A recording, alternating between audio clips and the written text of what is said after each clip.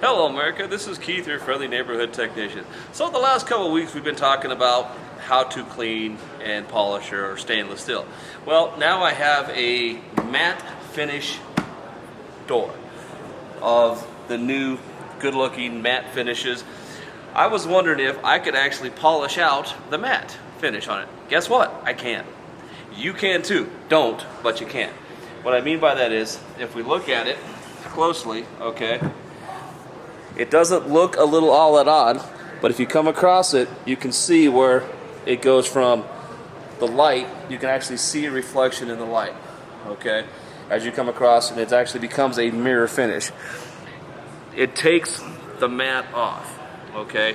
You can do this if you clean too often, too hard. It took me all of, I want to say 15 minutes with a buffer to get this off, to the fact that it was actually to the point where you could actually get a reflection finish out of it. Now yes, you're going to say, well, I'm not going to use a buffer. What people do is they start doing this, okay? And with this in my hand and me putting force and weight on this, I have now become a buffer. And over time, you are going to wear the shot or the matte finish off of your appliances, okay? And it will happen. Guarantee, yeah, like I said, it only took me 15 minutes with a power buffer to do a section like this. When you clean it, like I said, it's just basically hand pressure on the unit with the grain of the finish, okay?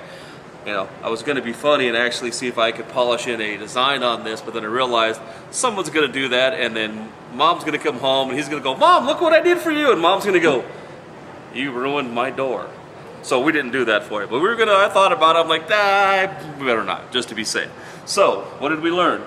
When you clean matte, you have to use easy, soft strokes.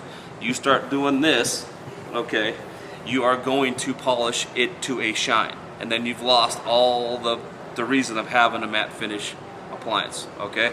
So be careful. Don't use anything with an abrasive on it. Same thing with stainless at the matte. Make sure you use a good stainless steel cleaner. What's a good one? Don't know. You'll have to try it on your own. Find out which one you like the best. But like I said, when you rub, it's easy. It's not hard.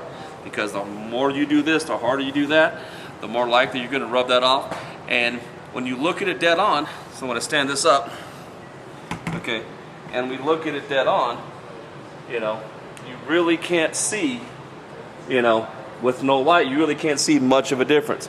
But if this door happens to be where the light comes in, you're going to see a reflective finish. You've just ruined that door. And to change this door is not cheap. These are really, really expensive doors to change. So take your time, and like I said, just wipe it down.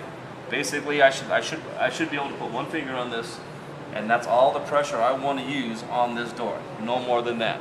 If I'm having to really, really hold it and scrub it, I'm taking the shine off, or I'm taking the dullness off and actually putting a shine on the unit. So remember, clean it gently, clean it as often as you like, but don't use any force, and don't forget to subscribe to this YouTube channel, and we'll see you all next week for some more good ideas and information. Have a wonderful week.